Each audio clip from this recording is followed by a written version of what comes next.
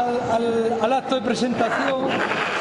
Primero de todo, agradecer esta afluencia, disculpad el número de sillas porque en unas estimaciones previas no me había imaginado yo la capacidad de convocatoria de Miriam, pero veo que no exageró de lo que me decía. Y yo, Miriam, no puedes estar en lo cierto, que sí, ¿qué tal? Yo no puedo haber en la ciudad tanta gente interesada en tu novela. Pero bueno, me tengo que morder la lengua, comer mis palabras, poner más sillas y agradeceros a todos estar hoy aquí en este acto, que vuestra presencia yo creo que lo hace mucho más entrañable. Bueno, por lo menos hemos acertado con la sala, sí tenemos más capacidad, y disculpad porque lo que sí que no tenemos es megafonía, entonces espero que se nos escuche bien, que también esto sea un poco de coloquio, es una presentación de un libro, lo sé, claro, evidentemente no habréis leído el libro todavía, porque muchos lo acabáis de comprar, lo tenéis ahora mismo, muchos son caras conocidas que os une una amistad, una admiración por la figura de Miriam, y ya habréis conocido algo de estos avatares, de cómo Miriam pone tanto empeño en las cosas que hace, y ahora que se dedica a hacer novelas, pues igual que cuando hacía obras, ¿no?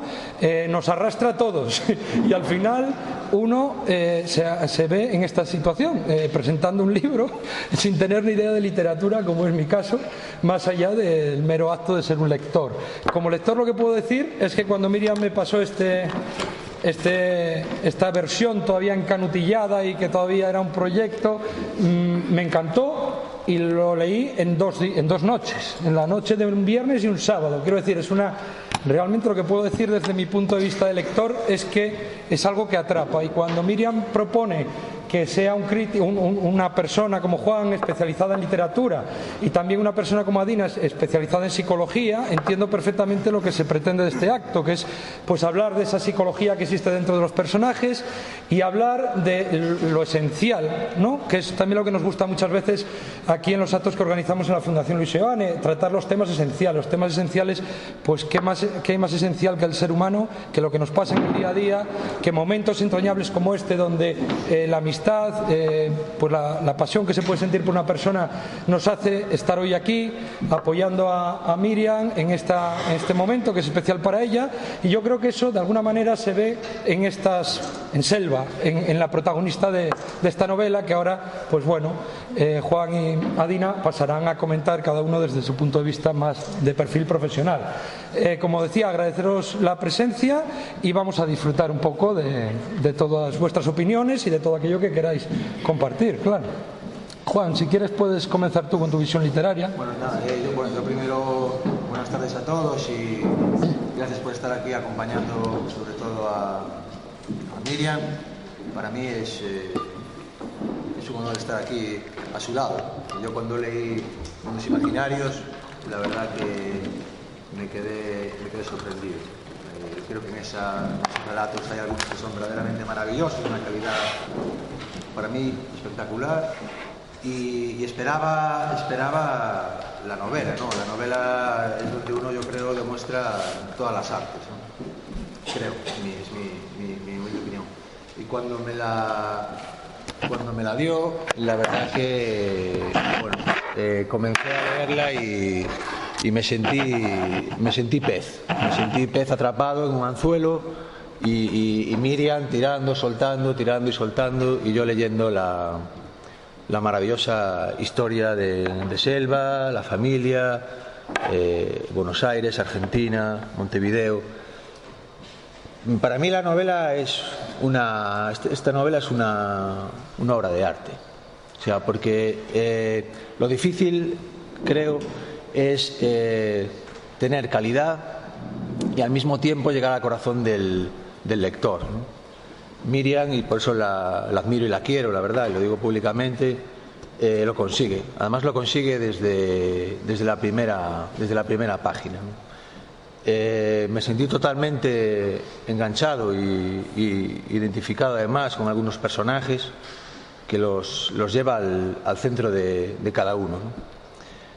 Es un planteamiento de una estructura aparentemente sencilla, una estructura lineal en el tiempo, con un nacimiento, bueno, como todos los días nacen personas, y ella empieza a tirar del hilo ahí y nos llevas a la profundidad de cada ser de la familia, ¿no? Bailando. Yo la verdad que veía la novela como un árbol que nace con el nacimiento de Selva, y cómo va echando ramas y va saliendo la familia poco a poco, cómo van todas las ramas con sus hojas, que son los acontecimientos, y cómo va llevando al final de la novela. Es muy fácil de leer, es una pasada, porque ya digo, es muy complicado lo de la calidad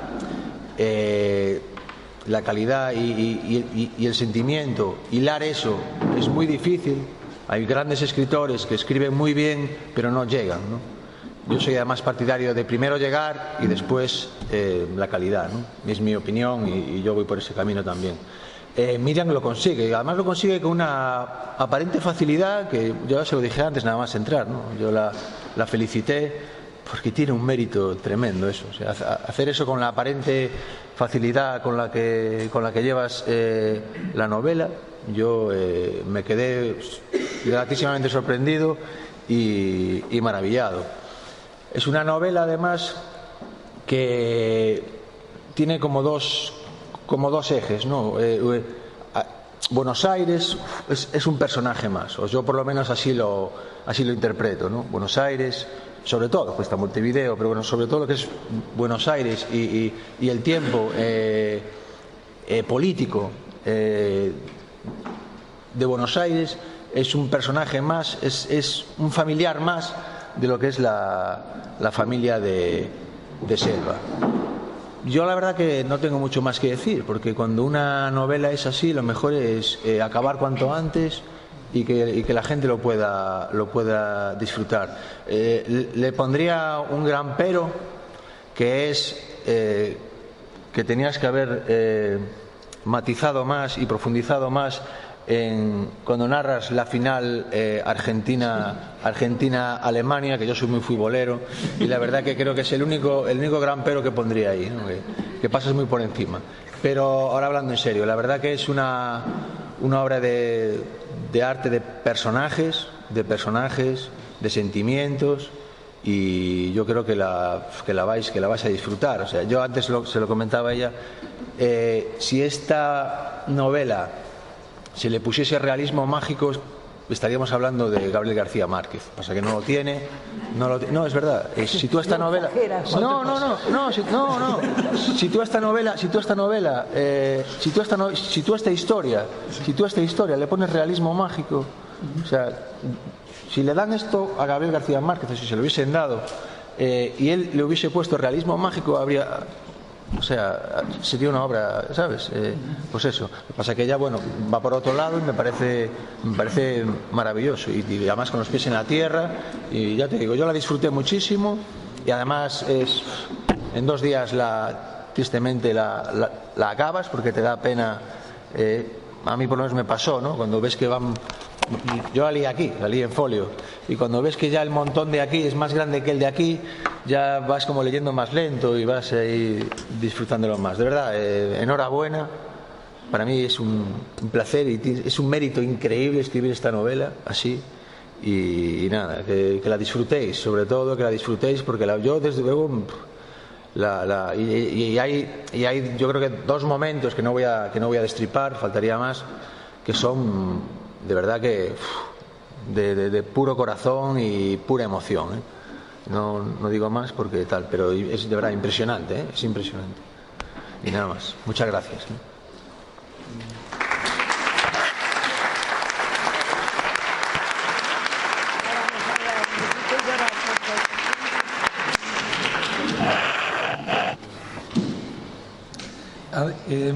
Hablabas de los personajes, ahora nos va a adentrar Adina un poco en la psicología. Yo también, desde mi punto de vista, claro, desde mi punto de vista además de lector varón, yo me siento totalmente atrapado por la personalidad y seducido por Selva, ¿no? Me gustaría también saber, desde un punto de vista de lectora, si ocurre lo mismo o cuál es la relación, ¿no?, que uno va a tener, si entiendes que puede haber un cambio de visión entre géneros o no. Sí, voy a decir algo sobre eso también. Vale, pues comenta. Sí, buenas tardes a todos. Yo también estoy muy contenta de estar aquí. La verdad es que en el primer, no sé si me oye bien, ¿se me oye bien? Que hablo un poco bajo. No se oye, bueno, voy a gritar. En el primer libro de Miriam no pude estar, aunque me hubiera gustado mucho estar, porque estaba acabando mi tesis doctoral. Y esas cosas son así, atrapan a uno aún más que los libros, ¿no? que nos atrapan tanto, y la literatura a mí siempre me ha atrapado muchísimo, ¿no? Es un honor para mí estar aquí presentando este libro también porque Miriam es una de mis mejores amigas en Galicia. Desde que he venido aquí hemos desarrollado una amistad a lo largo de los más o menos 8 años que llevo aquí. Y para mí ha sido siempre un placer y un honor compartir tantos momentos con Miriam, ¿no? Me acuerdo todavía de las primeras veces que conocí a Miriam cuando llegué aquí, ¿no? Y lo sorprendida que me quedé de que esta mujer argentina, que tenía un apellido ruso, para empezar, ¿no? Que no aparece en el libro, pero que sabemos todos que también es Golubov, y que tenía la edad que hubiera tenido mi abuela materna si todavía hubiera estado viva, que sabía de arquitectura, pero también escribía libros, cuentos, novelas y alguna música para tangos de vez en cuando, ¿no? Algunos a lo mejor no sabéis de estas pasiones secretas de Miriam, que también tenía un espíritu tan vivo y tan creativo y que siempre estaba interesada en tener vivas charlas, ¿no? Que hemos tenido durante muchas veladas, de todos los pormenores de la vida y las emociones humanas, ¿no? Entonces esas charlas eran siempre muy ricas. Y me impresionó siempre también la capacidad de Miriam de entender las 2 o 3 o 5 versiones de la vida que cada situación tiene y cada persona o cada uno de los protagonistas involucrados en un momento vital pueden tener, ¿no? Esa capacidad de empatía que siempre ha tenido, y yo creo que se refleja muy bien también en el libro. Y también su permanente interés por el variopinto carnaval humano, ¿no? Miriam siempre lo tiene, siempre está interesada en las historias humanas. Y también he disfrutado mucho de las veladas que organizaba Miriam en su casa, a veces en variante gineceo, como lo llama ella, y a veces en variante grupo mixto, donde compartíamos entre los dos géneros. Una cosa también que me atrajo la atención de cuando conocí a Miriam era que manejaba los iPhones y los Apple como cualquier adolescente, ¿no? O adolescente o incluso mejor que mi propia generación, cosa que para mí no era común, ¿no? Y desde luego mi abuela materna no lo hubiera podido hacer si hubiera estado vivo aquí. Con toda esa experiencia que tenía con Miriam y también leyendo su primer libro de cuentos, donde en cada historia, los que la habéis leído ese libro de cuentos, la cotidianeidad se ve irrumpida siempre por lo mágico y lo casi imposible, inexplicable, pero la lógica se ve invadida de esa forma placentera por acontecimientos extraordinarios que abren la puerta a infinitas posibilidades creativas de la mente, ¿no? Eso es algo que ese es el impacto que tiene el primer libro de Miriam, el libro de cuentos, ¿no? Tenía muchas ganas de leer. Sí, levanto más la voz.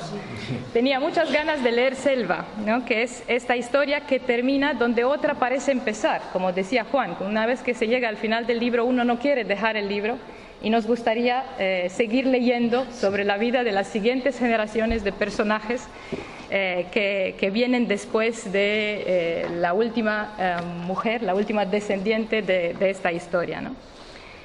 Yo voy a hacer 3 comentarios o 3 categorías, digamos, de comentarios más como psicóloga, que es la calidad en la que me invita Miriam hoy aquí, ¿no? Yo no soy escritora, aunque tengo mucho amor por la literatura. En primer lugar, como decía Juan, Selva es una historia de 4 o 5 generaciones que transcurre con Argentina y la ciudad de Buenos Aires como telón de fondo, que se convierte casi en un personaje que se mueve entrelazado en las historias de los personajes reales del libro, en la sucesión de momentos de continuo revuelo político, ¿no? Que nosotros entendemos parcialmente, pero que podemos casi escuchar ese transcurrir de la historia, que es tan interesante. Esta vez la historia con mayúscula, no la historia de los personajes del libro.